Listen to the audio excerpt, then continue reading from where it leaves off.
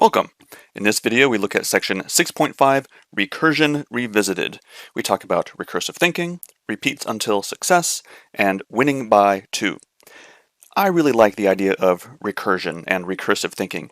Here are a couple arithmetic examples of recursive thinking. These aren't like the homework problems that we'll see, but it's the kind of thinking that we need to do. So let's take a look at these problems.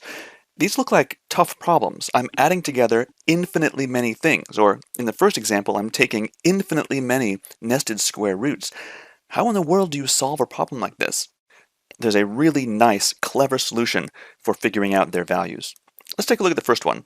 Compute this expression that has all these square roots nested inside of each other. So let's let x represent this thing. So say let x equal the square root of 3 plus square root of 3 plus square root forever and ever and ever. And look what happens here. I can write x equals the square root of 3 plus, and now all this stuff on the inside, that's just another appearance of x again. So I can write x. And look at that! This is amazing! I have just gone from the infinite to the finite. And now this is an equation that I can solve. So x squared equals 3 plus x, or x squared minus x minus 3 equals 0. It doesn't factor, unfortunately, but we can use the quadratic formula. So x equals negative b plus or minus the square root of b squared minus 4ac all over 2a. And in fact, this answer we know. We know that this is a positive number. So how about if I just change that into the 1 plus? All right, 1 plus there. And under the square root, I have, looks like 13, so I end up with 1 plus the square root of 13 over 2. There it is. There's our solution. How about this next problem? Can I do the same trick as I did up above? So let this whole expression equal x. And do I see x inside of itself? Do I see x inside here? And I do if I write it this way. X equals 1 plus, and let's factor out a 1/3. What happens when I factor out 1/3? I get 1 plus 1/3 plus 1/3 squared plus on and on and on. Oh, which the stuff in parentheses, that's just x. So x equals 1 plus 1/3 x. And amazingly, once again, I've taken this infinite expression and it's collapsed down into a finite expression. So I can subtract 1/3 x from both sides. So 2/3 x equals 1. Solve for x. X equals 3/2. And there you go. There's our solution. It's this kind of thinking that will help us with certain probability and expected value problems. So point number 2, repeats until success. A lot of times a certain process is repeated until an event occurs. Like, for example, a die is rolled until a 1 appears. There's no real end to it. There's no definitive end. I mean, how long will it take? How many rolls do we expect that it will take? So let's break this into 2 cases. I could have success immediately. If I have success immediately, well, then it took me exactly 1 roll to do it. Now, if I didn't have success, if this first roll was anything except a 1, it's like the process starts over again, and then I roll until I get a 1 eventually. So here's the key idea. If x is the expected number of rolls, then x will be the probability that case 1 occurs times the number of rolls that it takes in case 1, plus the probability that case 2 occurs times the number of rolls that are required in case 2. Let's see if we can figure out these pieces of information.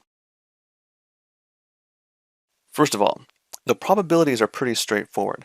The probability that case 1 occurs is just 1/6. I could get the 1 right away.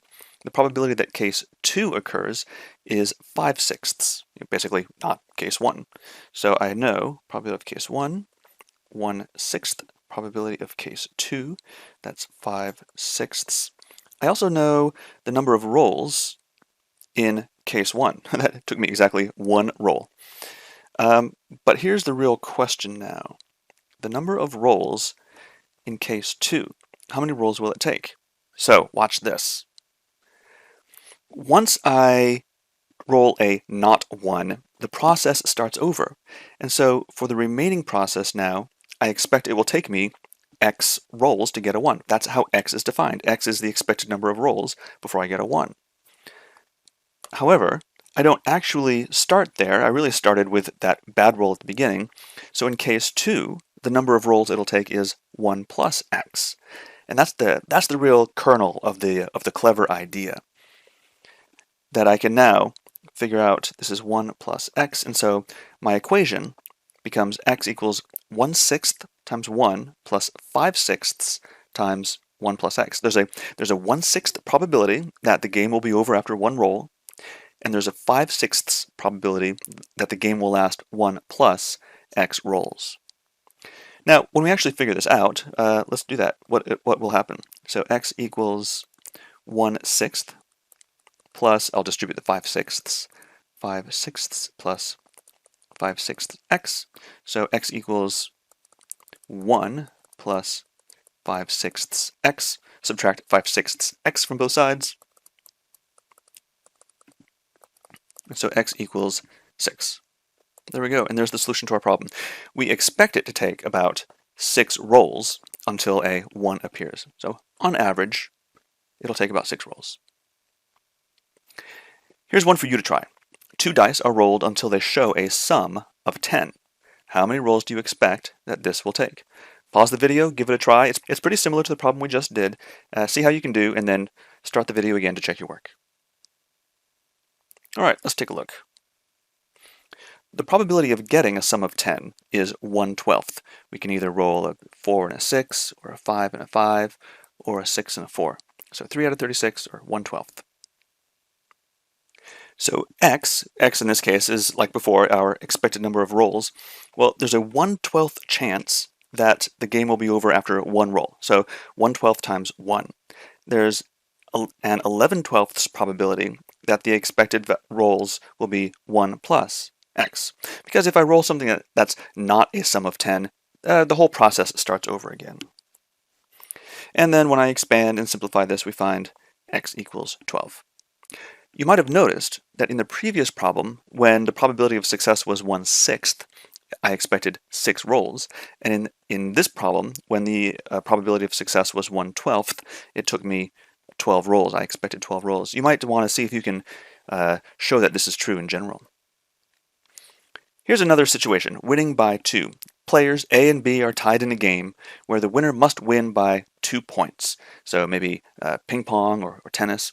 The probability that A wins a single point is 0.6. So A, in general, has a slight advantage over B for each individual point. There are 4 cases, 4 ways that this process might begin. Now, if we're currently at tie, it could be that A wins the next 2 points and wins the game. Or B wins the next 2 points and wins the game. Or maybe the points go A, B, in which case the whole tie procedure starts over again, or B, A, in which case we start all over again. 2 questions I want to ask. First, what is the probability that eventually A will win the game?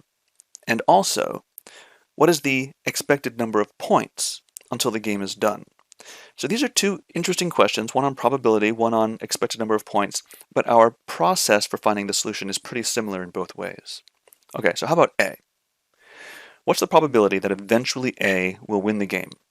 So let's give that thing a name. That's what we want to find. So let W be that probability. And I break it into cases. So W is the probability that case 1 occurs times the probability that A wins, given that case 1 has happened, plus the probability that case 2 occurs times the probability that A wins, given that case 2 has happened, and so on for all 4 cases. So the probabilities aren't too bad. So the probability for case 1 is 0.6 squared, the probability that case 2 occurs, 0.4 squared, and then case 3, 0.6 times 0.4, and case 4, 0.4 times 0.6. And I've left blanks for these second factors. What's the probability that A wins in case 1? Well, A and A. A is definitely 1. That is a probability of 1. A has definitely won that case. Just as easy, case 2, what's the probability that A wins given case 2? Absolutely not. It cannot win. B has won the game. Case 3, Now what's the probability that A is going to win? Well, we're back to the original tie situation again, so nothing has changed. It's still W, right? I don't really know what W is, but I mean, I don't really know the number value of W, but I know the definition is that it's the probability that A eventually wins. And same thing with case 4, 0.4 times 0.6 times W. So that's the key idea, how to work that W back into the definition of W. And we work this out, expand, simplify, and you can find that W is 9/13 exactly. It turns out that this is about 0.69, which is kind of interesting because the probability that A wins any individual point is 0.6. So it's kind of interesting that if you're in this tie situation and you have to win by 2, the probability that A wins is just a little bit higher than the probability that A wins any individual point. Here's one for you to try. What is the expected number of points until the game is done? Here's a start. Let x be the expected number of points. That's what we're after. And we can break it up into 4 cases. Probability of case 1 times the expected number of points in case 1. Probability of case 2 times the expected number of points in case 2, and so on. And I've even given you the answer down here. It turns out that the answer is 50/13, or approximately 3.85. Pause the video, see if you can find the right expression that gives you that answer, and then unpause to check your work. All right, let's see how you did. So again, I've listed my x value out here with all the probabilities, and let's think carefully about the expected number of points. I'll write these out. In case 1, the game is over, and it took me exactly 2 points, so 2 goes there. In case 2, the game is over, and it took me exactly 2 points to end the game, so a 2 goes there. Now, here's the tricky part. What about case 3 and 4?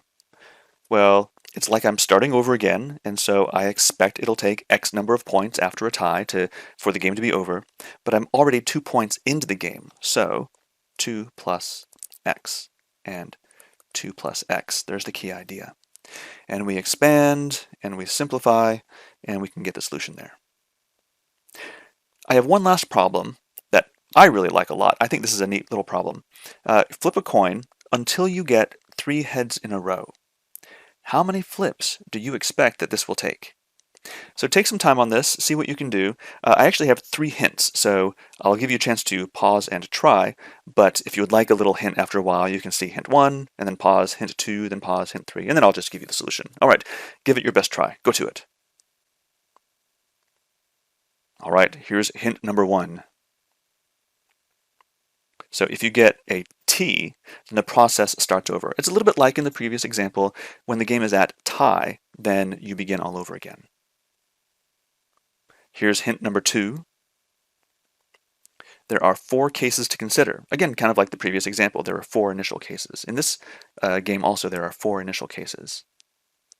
What are they? Hint number 3. The 4 cases are HHH, where you stop the game immediately, or you get a T immediately, or an HT, or HHT. Those are the only 4 ways that the beginning of the game can go. And then, here's our solution. Let X be the expected number of flips. In the case that I have all H's, HHH, that probability is 1/8, and it took me a length of 3. If I end up with a T at the beginning, the probability of that occurring is 1/2. And so that 1 T has occurred, and so it'll take me 1 plus X flips before I get 3 heads in a row. And similarly, HT, the probability of that occurring is 1/4. Now I have 2 plus X expected flips. And HHT, the probability of that occurring is 1/8. And so the expected number of flips now is 3 plus X. So expand out, solve for X, and it turns out X equals 14. Who would have guessed? Now, I really like this problem because if you didn't know the material from this section of the book, this seems like an incredibly difficult problem, right? Put yourself into the mind of, I don't know, how you were 60 minutes ago. If you were presented with this problem, you'd have no idea how to do it. It has the appearance of being a very difficult problem, but with some clever recursive thinking, we can get to the solution pretty quickly. All right, and that is where I will stop this section.